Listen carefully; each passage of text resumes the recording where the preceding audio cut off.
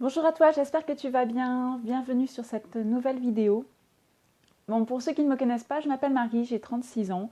Je suis actuellement propriétaire d'un restaurant qui s'appelle l'Estaminet Le Tandem dans le Nord, donc sur la commune de l'Inde. Voilà, aujourd'hui je voulais vous partager un petit peu le début de l'aventure. Je parle souvent des travaux, du résultat. Je voulais vous partager un petit peu donc le début, comment ça s'est déroulé et le pourquoi croire en ses rêves et ne pas s'arrêter quand on vous dit que c'est impossible. Tout a commencé avec l'achat de la ferme familiale ici sur l'Inde. On a d'abord fait les travaux dans la maison et puis après, restait cette vieille grange un petit peu beaucoup écroulée sur le côté. Il fallait la rénover de toute façon. Et nous est venue l'idée d'en faire un estaminet. Euh, je me suis donc rendue en mairie un jour où je m'étais décidée pour en parler tranquillement. Monsieur le maire n'était pas là, mais j'ai eu affaire au secrétaire de mairie. Et bien gentil, il m'a dit, mais écoute Marie, c'est un super projet, le problème c'est que c'est impossible. Impossible pourquoi? Parce que le plan local d'urbanisme, donc le PLU, n'admet pas un... Voilà, j'étais sur une zone agricole. Donc zone agricole inclut que je ne peux pas y faire de commerce, je ne peux pas y faire donc de restaurant.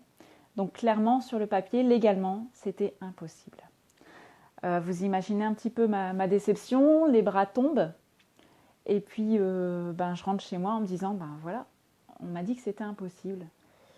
Ça m'a mis quelques minutes et j'ai dit, je m'en fous. Impossible ou pas, moi je l'aurai. J'aurai mon restaurant, j'ai décidé d'avoir mon estaminet et j'aurai.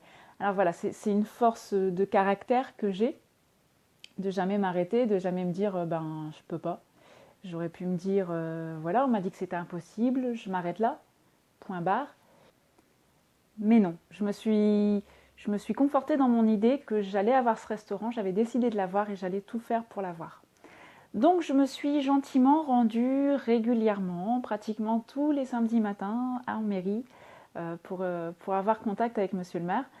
Monsieur le maire, même discours, hein, c'est un super projet, je serais super content d'avoir ça dans ma commune, mais voilà, le PLU me dit que clairement c'est pas possible, tu n'as pas le droit. Et je me suis dit, qu'à cela tienne, on va tenter quand même. On va tenter quand même. De toute façon, ce bâtiment, je ne peux rien en faire. Je ne vais pas me lancer dans de l'élevage. C'est un peu pas pour moi du tout. Je vais me lancer. Je vais essayer de faire une demande de permis et puis on verra bien comment ça aboutit, ce qu'on peut essayer de faire. On a tapé un peu à toutes les portes. Monsieur le maire, content du projet, m'a aidé et m'a soutenu un petit peu dans la démarche, tout en me disant bien Marie, ne te fais pas trop de plans sur la comète et reste bien les pieds sur terre, on tente, mais franchement, je te promets rien, c'est mal parti. Mais voilà, moi j'avais cette force en moi de me dire, il n'y a pas de raison, il n'y a pas de raison, je le veux, je l'aurai, et je vais tout faire pour. Donc je me suis accrochée. Et comme je vous disais tout à l'heure, donc voilà, j'étais tous les samedis matins en mairie, monsieur le maire me regardait, voilà, on va faire ce qu'on peut Marie, mais bon, laisse-moi un peu le temps, et je me suis accrochée, je l'ai un petit peu harcelé, le pauvre. Mais j'y suis arrivée. J'y suis arrivée, aujourd'hui j'ai mon estaminet. Alors j'ai eu la chance, parce que voilà, j'ai pas contourné la loi, j'ai pas fait ce que je n'avais pas le droit. J'ai eu la chance que l'urbanisme passe au niveau de la communauté de communes. Donc c'est une histoire de paperasse. Mais la communauté de communes, en prenant l'urbanisme, a fait une démarche de redonner vie aux villages qui sont en train de mourir. Donc je suis tombée pile poil dans ce créneau qui m'a permis justement de donner vie à mon projet.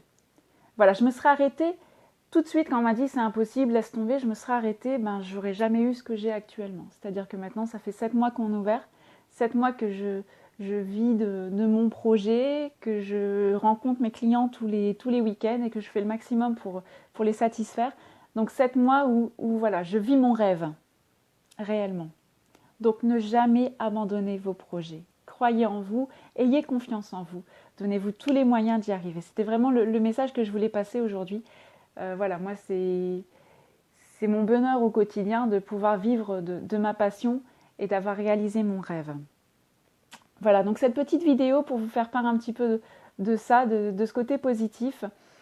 Maintenant que je l'ai, ma seule envie c'est de partager autour de moi, de donner confiance aux gens, de donner l'accompagnement éventuellement que je peux vous apporter pour croire en vous, croire en vos rêves et les réaliser.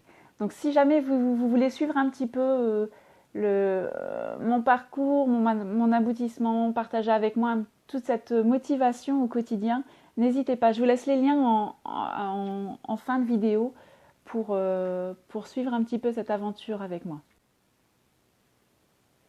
Alors voilà, si comme moi tu as des rêves, tu as envie d'aller plus loin, tu as envie de progresser dans la vie, tu es une femme ambitieuse qui a envie de dépasser un petit peu toutes ses limites, je te donne rendez-vous sur ma chaîne YouTube, sur mon Facebook Ambitionneuse que j'ai créé il n'y a pas longtemps et sur mon Instagram. N'hésite pas à me suivre, abonne-toi à mes pages et puis je te dis à très bientôt pour la suite de l'aventure, pour aller encore plus loin. À bientôt.